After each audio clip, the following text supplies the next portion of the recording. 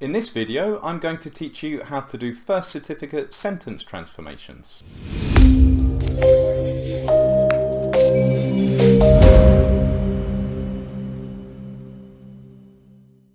My name's Matt. Welcome back to Fantastic Phrasal. This is the first of two videos about sentence transformations. If you want to master this part of the first certificate exam, you should, first, watch this video to learn how to do them. Secondly, click on the link which you'll find in the description below this video and you can try some examples for yourself. And finally, watch the second video in which I will go through each of the questions from the link and explain the answers in detail. Okay, now let's get going with the technique. Step 1 in this or any other part of any exam is read the instructions. Your English might be brilliant, but if you don't follow the instructions carefully, you might find it difficult to get full marks. At the top of this part of the exam, you'll see something like this. The instructions contain 4 important rules which you must follow.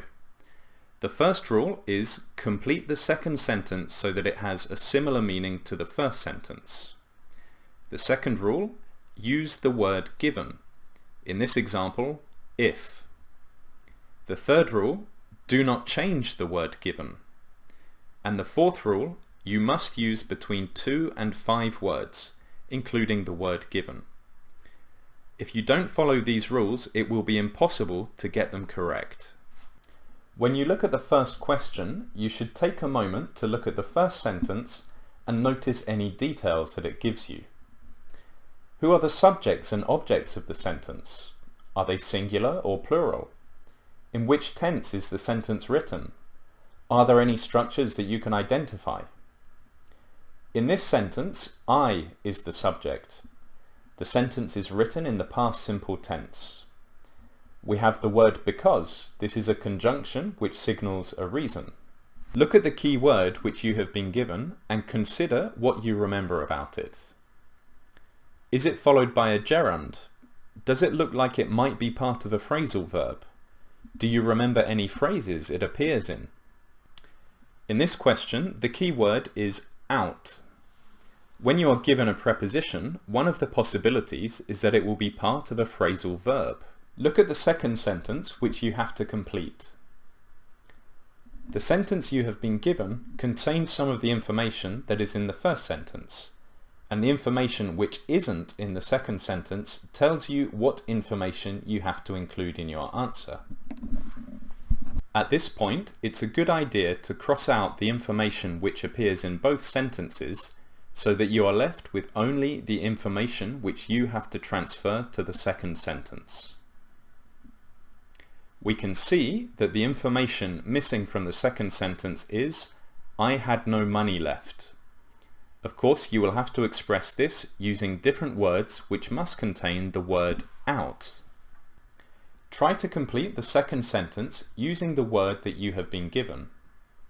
I mentioned earlier that when the key word is a preposition, it often means that the answer will contain a phrasal verb. Can you think of any phrasal verbs which can be used to mean I had no money left? Remember that you should use between 2 and 5 words. So if you write 1 word or 6 words, your answer will be wrong. Remember also that contractions are counted as the number of words that they would be if they weren't contracted. So don't or do not is 2 words and can't or cannot is 1 word. If you're still unsure of the answer, have a guess. You're not penalised for incorrect answers in Cambridge exams, so you should always write something. You might get lucky. You should also remember that there are 2 points available for each question, and it is possible to get 1 point for an answer which is only partially correct. The correct answer is had run out of money, but you would probably be given 1 point for writing something like had run out with cash. The correct answer is divided into 2 parts. You will receive 1 point if the first part is correct, 1 point if the second part is correct, and of course 2 points if the complete answer is correct. Finally, before you move on to the next question, check your answer. Does your sentence mean the same as the first sentence? Have you used the key word? Have you used between 2 and 5 words? We know that the correct answer is had run out of money. But let's look at some incorrect answers.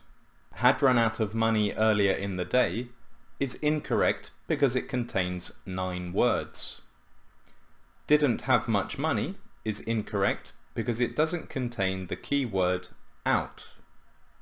The best thing you can do to prepare yourself for this part of the first certificate exam is to do as many practice questions as possible. The more you do, the easier they become. In the description to this video, there is a link to a selection of sentence transformation questions which I have prepared for you. Click on the link, try the questions, and then watch the next video, in which I go through each question and explain the answers. Let me know what you thought about this video, and if you liked it, give a thumbs up and subscribe to my channel.